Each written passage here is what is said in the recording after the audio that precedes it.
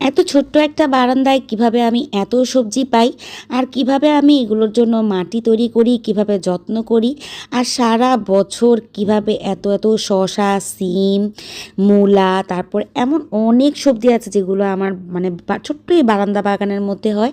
সব কিছু আজকে আপনাদের শেয়ার করব। এই যে দেখতেছেন ডিমের খোসা, আমরা প্রতিদিনই কিন্তু বাসায় দেখা যায় যে ডিম খাওয়া হচ্ছে, ডিম ভাজা হচ্ছে, ডিম সিদ্ধ করা হচ্ছে, ডিম রান্না করা হচ্ছে। তো এই খোসাগুলো কিন্তু আমরা ফেলে দেই। তো এই ডিমের খোসাগুলো আমি একদমই ফেলি না। আমি একটা পলিথিন ঝুলিয়ে নিয়েছি কিচেনে। যখনই আমি ডিম ভাজি করি, ডিম রান্না করি, ডিম সিদ্ধ করি, সবগুলো মানে খোসা আমি রেখে দিই।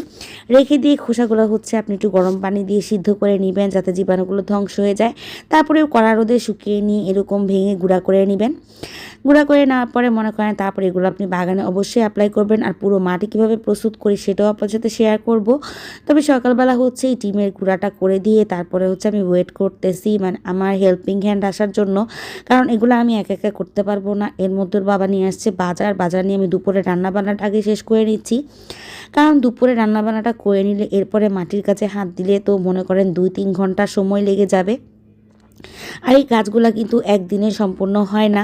মাটির কাজ, গাছ লাগানো, বারান্দায় মানে কোনো কিছু করা এতটা সহজ ব্যাপার না। যারা মনে করেন যে না টব একটু মাটি দিয়ে বসিয়ে দিলাম আর গাছ লাগিয়ে দিলাম, গাছ হয়ে গেল, তাহলে আসলে আপনি বোকা।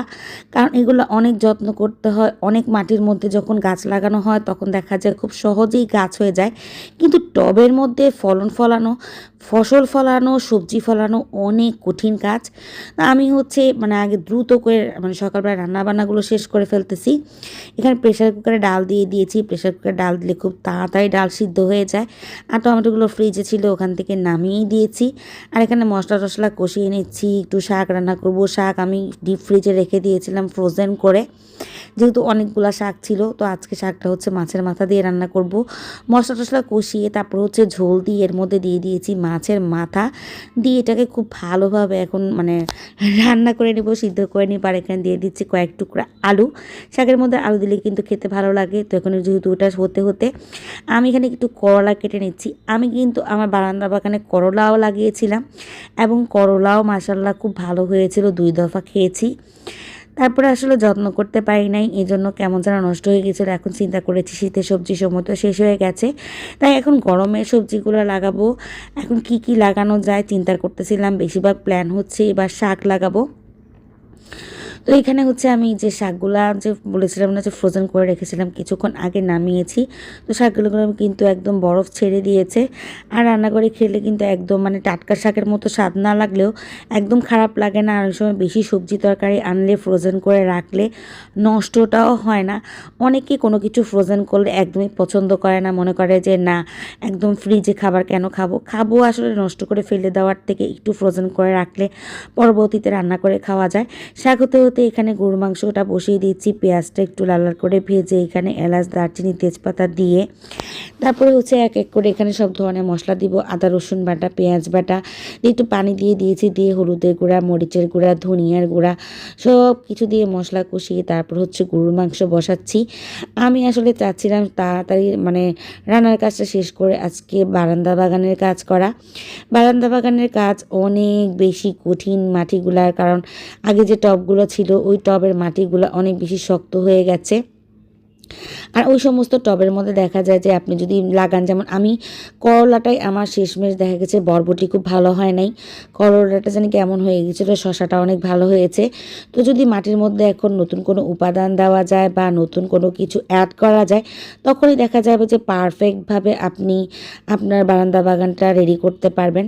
তো আমি আসলে অনলাইনে অর্ডার দিয়ে হচ্ছে কোকোপিটা নিয়েছি, তারপরে হচ্ছে ডিমের খোসাটা গুঁড়া করেছি, তারপরে হচ্ছে জৈব সার, তারপরে মানে কিছু বালু, মানে অনেক কিছু আমি মিক্সড করে নিয়েছি। মিক্স করে নিয়ে তারপর হচ্ছে 2 দিন ধরে আমি মাটিটা রেডি করতেছিলাম। এই যে ছোট ছোট গোলালুগুলো দিয়ে এখন করলা ভাজি বসিয়ে দিয়েছি। আর মাথার মধ্যে যে বললাম না আজকে যে কাজটা মাথায় নিয়েছি, আমি যখন যেটা করব চিন্তা করি ওইটা না করা পর্যন্ত আমার একদমই শান্তি লাগে না। যত দ্রুত সম্ভব শেষ করতে পারলেই আমার শান্তি। যাক, রান্নাবান্না কমপ্লিট আলহামদুলিল্লাহ। এদিকে সানিয়ার আম্মা চলে আসছে, আসার পরে উনি আস্তে আস্তে করে মাটিগুলোকে ভাঙতেছে। আমি চিন্তা করতেছিলাম যে আস্তে আস্তে করে ভাঙো, কারণ হচ্ছে যে টাইলসে যাতে কোনো ক্ষতি না হয়। কিন্তু আলহামদুলিল্লাহ এগুলো তো ছোটো ছোটো মাটির টুকরো, এগুলোতে টাইলসে ক্ষতি হওয়ার কোনো সম্ভাবনা নেই। তো উনি আমাকে যথেষ্ট পরিমাণ হেল্প করতেছিল প্রতিটা টব ভেঙে ভেঙে। উনি একদিক দিয়ে ভাঙতেছিল, আমি একদিক দিয়ে ভাঙতেছিলাম। যেহেতু ক্যামেরা ধরার কেউ নাই, ভিডিও করার কেউ নাই, সেহেতু যতটুকু সময় ভিডিও করতেছে ততটুকু সময় উনি একা কাজ করতেছিল, পরবর্তীতে আমিও করতেছিলাম। এই যে আমার প্যাকেটে করা জৈব সার চলে আসছে, এই জৈব সার আমি মাটির মধ্যে মিশিয়ে দিচ্ছি।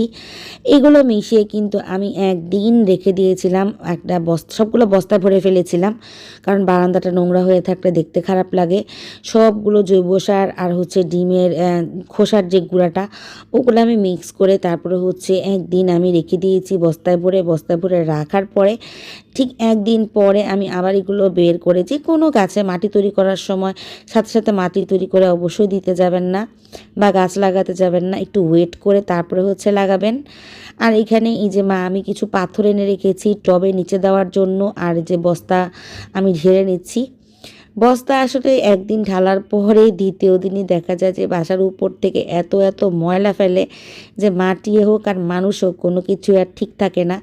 তো এদিক দিয়ে হচ্ছে সানির আম্মা আমাকে দিতেছিল না, আমি বলতেছিলাম যে মাটি হেল্প করার জন্য বা ধরার জন্য, উনি বলতেছিল যে না আপনার কোনো দরকার নাই, এগুলো আমি টেনে টেনে গোছাইতেছি। তো উনি করতেছে, আমি দেখতেছি, আর প্লাস হচ্ছে মানে ক্যামেরা বা ভিডিও করার পরবর্তী পিছে আমিও কাজ করতেছি। তো হচ্ছে এগুলো সব মিক্স করা হয়ে গেছে। আবার ভালোভাবে মিক্স করার পর এটা হচ্ছে আমার কোকোপিট। কোকোপিট দিলে কিন্তু গাছ অনেক বেশি ভালো হয়। আপনারা মনে করেন যে অনেক বেশি সার দেওয়া লাগে, অনেক বেশি জিনিস দেওয়া লাগে, আসলে না। আপনারা যদি মনে করেন যে প্রতিনিয়ত যে প্রতিদিন যে রান্না করেন, রান্না করার সময় ভাতের চাল ধোয়ার যে পানিটা এটা আলাদা করে রেখে দিবেন। চাল ধোয়ার, ডাল ধোয়ার সময়, চাল ধোয়ার সময়, সবজি ধোয়ার সময়, মাছ ধোয়ার সময় যে পানিটা থাকে একটা বালতি রেখে দেবেন সাইডে, ওইখানে আপনারা প্রতিদিনের পানিটা জমিয়ে রাখবেন।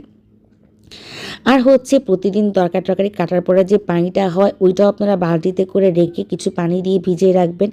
ঠিক 5 থেকে 7 দিন পর যতটুকু পানি হবে তার সাথে 2-3 ভাগ পানি আরও বেশি দিয়ে তারপরে হচ্ছে গাছের গোড়ায় দিবেন। তাহলে দেখবেন যে আপনার কিনে কিনে অনেক কিছু দিতে হবে না। আলহামদুলিল্লাহ মাটি টাটি গোছানো হয়ে গেছে। আগামীকালকে থেকে বীজ লাগাবো আর গাছ লাগানো শুরু করব। আজকে ভিডিওটা আপনাদের কেমন লেগেছে অবশ্যই জানাবেন। সবাই ভালো থাকবেন, সুস্থ থাকবেন। নেক্সট ভিডিও অবশ্যই